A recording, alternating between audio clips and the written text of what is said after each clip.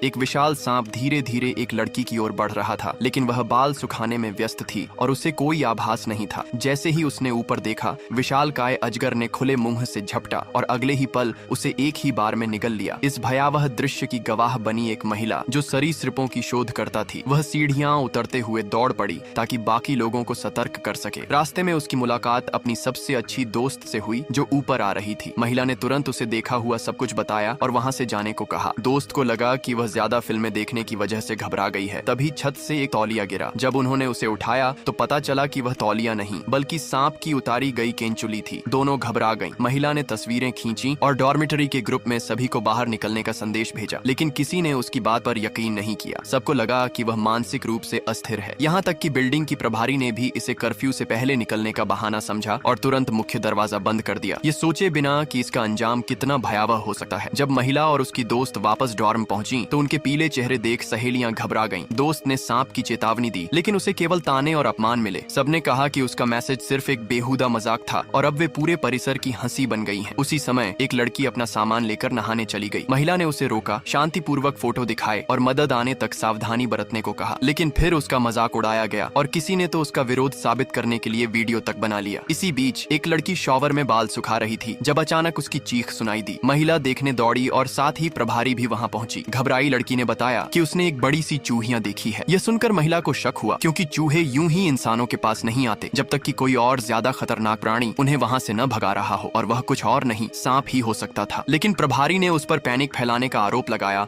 और बाकी लड़कियां भी उसे पागल कहने लगीं। एक सहेली ने अवसर का फायदा उठाते हुए उसका मजाक उड़ाया और आरोप लगाया कि वह डेट पर भागने के बहाने बना रही है। प्रभारी ने गुस्से में आकर उसे सजा देने की बात कही। दोस्त ने उसका बचाव किया, लेकिन वह दुर्भावनापूर्ण सहेली द्वारा धक्का दे दी गई। उसी ने व्यंग्य से कहा कि अगर महिला सांप को ढूंढ पाए तो ही वह उस पर यकीन करेगी। महिला को नहीं पता था कि सांप कहाँ है। तभी अचानक उसे जमीन पर रेंगने जैसी एक डरावनी आवाज सुनाई दी। वह समझ गई कि सांप शिकार पर निकल रहा है। उसने अपनी दोस्त का हाथ पकड़ा और दोनों बिना देर किए डॉर्म से बाहर दौड़ पड़ी। प्रभारी को लगा कि वे नियम तोड़ रही हैं और वह अन्य लोगों के साथ उनका पीछा करने लगी, लेकिन किसी को पता नहीं था कि जैसे ही वे भागी, वह विशाल सांप पहले ही प्रकट हो चुका था और जो लड़की अकेली रह गई थी उसे वह निगल चुका था। महिला और उसकी दोस्त मुख्य दरवाजे तक पहुंची, लेकिन वह बंद था। वे फिर से दौड़ पड़ी पूरे भवन में चाबी खोजने, और जमीन पर वह चाबी मिल भी गई। लेकिन जैसे ही वे दरवाजे तक पहुंची, सांप अचानक बिना किसी चेतावनी के उनके सामने प्रकट हो गया।